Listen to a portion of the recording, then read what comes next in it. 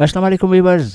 आज हम लेकर आए हैं नामवर गुलकारा रेशमा की जिंदगी के हवाले से दिलचस्प मालूमात। रेशमा वैसे तो उनका नाम संगीत की दुनिया में किसी भी पहचान का मोहताज नहीं है, लेकिन हम आज इस वीडियो के जरिए उनकी जिंदगी के बारे में कुछ दिलचस्प मालूमात आप तक पहुंचाएंगे। रेशमा की पैदाइश मुंबई 1947 में भारत की रियासत राजस्थान के गांव लोहारतनगढ़ की एक खानाबदोश फैमिली में हुई। रेशमा का खानदान माल मवेशी पालकर गुजारोकात करता था। जब पाकिस्तान वजूद में आया तो उनका घराना पाकिस्तान हिजरत करके आ गया और पाकिस्तान आकर सिंध के जिला जामशोरो के मशहूर इलाका सेवन शरीफ में बस गए और यहाँ आकर सिंध व हिंद के मशहूर सूफी बुजुर्ग लाल शहबाज कलंदर की दरबार के करीब झोंपड़ी बना ली। रेशमा के वालिद का नाम मोहम्मद मुश्ताक था। रेशमा ने संगीत की कोई बेस्ट ट्रेनिंग नहीं ली क्योंकि बंजारा लोग अपनी ही मस्ती में गाना पसंद करते थे। बचपन से ही रेशमा को गाने का बहुत शौक था और अपनी सुरीली आवाज से लोगों को मुतासिर करने लगी। हजरत लाल शहबाज कलंदर के सालाना उर्स पर रेशमा गड़वी बजाकर गीत गाया करती थी, जबकि बाकी दिनों में वो मुख्तलिफ शादी ब्याहों की तकरीबों में जाकर गड़वी बजाती और गीत सुनाती। यूं ही एक दिन रेशमा कराची की गलियों में गड़वी बजा रही थी कि मशहूर ब्रॉडकास्टर सलीम गिलानी, जो डायरेक्टर जनरल के ओहदे पर भी फाइज रहे, उन्होंने रेशमा की आवाज़ सुनी और रेशमा की आवाज़ सुनकर उस आवाज़ का पीछा करने लगे और देखा कि ये गड़वी बजाने वाली एक खानाबदोश लड़की है।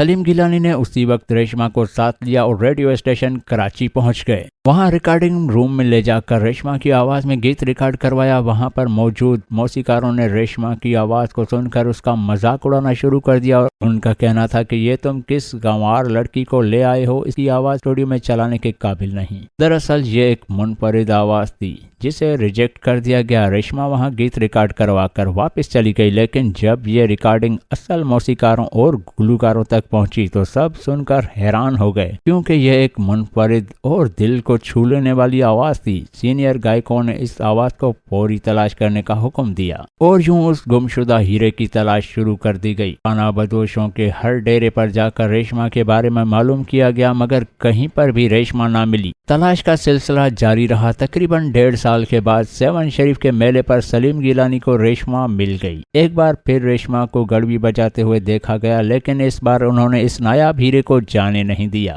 उसे फौरी रेडियो पाकिस्तान कराची मदऊ करके उसकी आवाज में गाने नशर करना शुरू कर दिए। ये वो दौर था जब रेशमा के लाइव प्रोग्राम नशर होने लगे और रिकॉर्ड शुदा गाने भी गली मोहल्लों में गूंजने लगे। आहिस्ता आहिस्ता रेशमा पाकिस्तान की मकबूल तरीन फोक सिंगर बन गई। रेशमा की शोहरत और मकबूलियत में एक कुदरती चीज का बहुत अमल दखल रहा। रेशमा की आवाज में कुदरती और रूहानी तौर पर दर्द था, जिसे अहले ज़ौक़ और आवाज शनास लोगों ने महसूस किया और इसी कुदरती सलाहियत की वजह से रेशमा का शुमार मुनफरिद गुलकारों में होने लगा और वो शोहरत की बुलंदियों पर पहुंच गई। हालांकि रेशमा एक अनपढ़ और खानाबदोश लड़की थी, मगर मुनफरिद आवाज ने उसे पूरी दुनिया में मशहूर कर दिया। रेशमा को एक जानी मानी लोक गुलकारा और एक सूफी गुलकारा के रूप में भी जाना जाता है। रेशमा ने राजस्थानी, पंजाबी, उर्दू, हिंदी और पश्तो जबान में कई गीत गाए जो कि आज भी लोगों की जबान पर आते हैं तो इस महान गुलकारा की याद ताज़ा हो जाती है।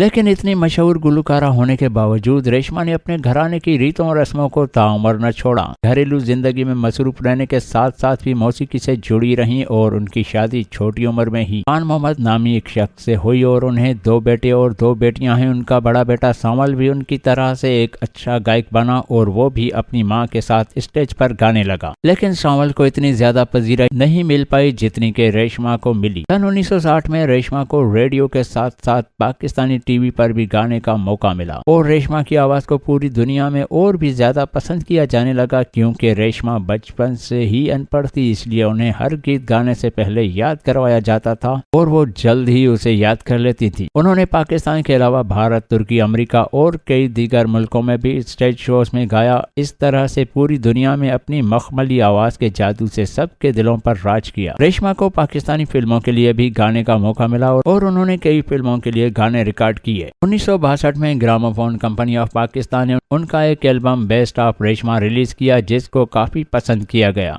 रेशमा ने 1960 से सन 2004 तक कई गीत गाए जो कि मौसीकी की दुनिया का सिंगार बने। रेशमा को हुकूमत पाकिस्तान की तरफ से 1982 में प्राइड ऑफ परफॉर्मेंस अवार्ड, साल 2008 में सितारा इम्तियाज और इसके अलावा कई एजाजात से नवाजा गया। उन्होंने भारत में बॉलीवुड फिल्मों के लिए भी गाया। भारत में एक पार्टी में उन्होंने अपना गीत अखियां नू रहन दे अखियां दे कोलवे गाया। इस गीत का हिंदी वर्जन राज कपूर ने अपनी फिल्म बॉबी में लता मंगेशकर की आवाज में रिकॉर्ड करवाया, जिसके बाद बॉलीवुड के मशहूर डायरेक्टर सुभाष घई ने उनको अपनी एक फिल्म के लिए गाने की रिक्वेस्ट की। पहले तो रेशमा ने गाने से मना कर दिया, लेकिन दिलीप कुमार के कहने पर उन्होंने इस गीत की रिकॉर्डिंग के लिए हामी भर दी, जो एक दर्द भरा गीत था जिसके बोल थे 4 दिन था प्यार वे रब्बा हाय लंबी जुदाई। इस गीत को सुभाष घई ने अपनी फिल्म हीरो में शामिल किया, जहां इस फिल्म ने कामयाबी हासिल की। वहीं रेशमा के गाए हुए गीत को भी काफी ज्यादा पसंद किया गया। रेशमा को पाकिस्तान की बुलबुले सहरा और पठानी बेगम भी कहा जाता है।